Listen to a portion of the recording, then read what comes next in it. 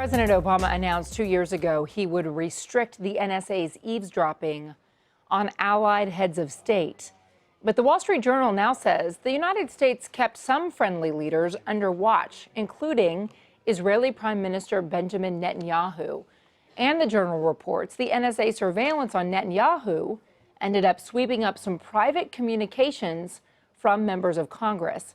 Dan Raviv is a national correspondent for CBS Radio News and the author of several books on Israeli intelligence and Israel-U.S. relations in our Washington bureau. Dan, good to talk to you. Hey, Contessa, got a big story tonight, absolutely. You know, one of the most incredible things about this is that even when the White House and the NSA came under fire for eavesdropping on the likes of Angela Merkel in Germany, the White House came forward and said, look, we're not going to do that anymore unless there's a compelling national security interest. And they clearly thought that that was the case with Israel and with Benjamin Netanyahu, who was not prime minister at the time, correct? Well, yes, and frankly, there are many reasons. One is where Israel is located, the Middle East, where everything's hot, you know, ISIS all around, the Syrian civil war, Iran not far away. But, you know, more than anything, here in Washington, where I'm sitting right now, this dispute with Israel's Prime Minister Netanyahu was red hot earlier this year,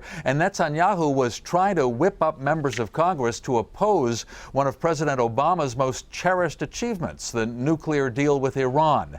So according to this Wall Street Journal report, when Netanyahu's conversations were monitored, intercepted, eavesdropped upon by the NSA, and the National Security Agency gave the White House some of the intercepts, some of those conversations were with members of Congress and with American Jewish groups, kind of plotting strategy. How can we defeat that Iran nuclear deal? That means there's a big political angle to this because, you know, just about every Republican was against the Iran nuclear deal, as well as some Democrats.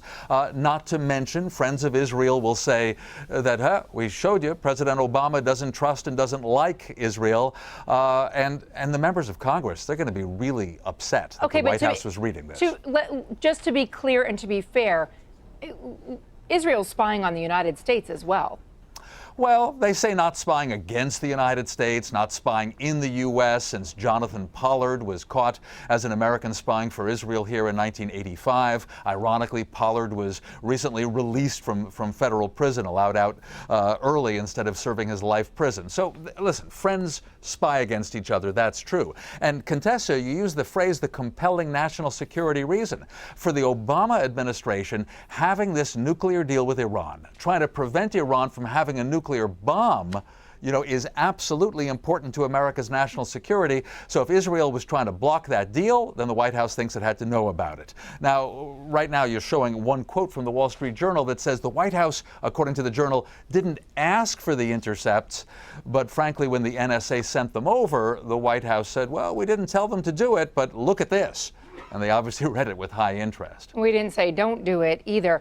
A 2011 NSA directive says that lawmakers' direct communications with foreign intelligence agents should be destroyed, but the NSA director has the authority and the wherewithal to overturn that if he thinks it's that important. And again, we know that the nuclear deal with Iran was of utmost priority to the Obama White House. Yeah, as they saw it. Now, we do have reaction already from the White House. Officials aware of the Wall Street Journal report say, listen, we have nothing against Israel. In effect, the response is no administration has done more than the Obama administration to help Israel's anti-missile programs, intelligence sharing, all sorts of support for Israeli security.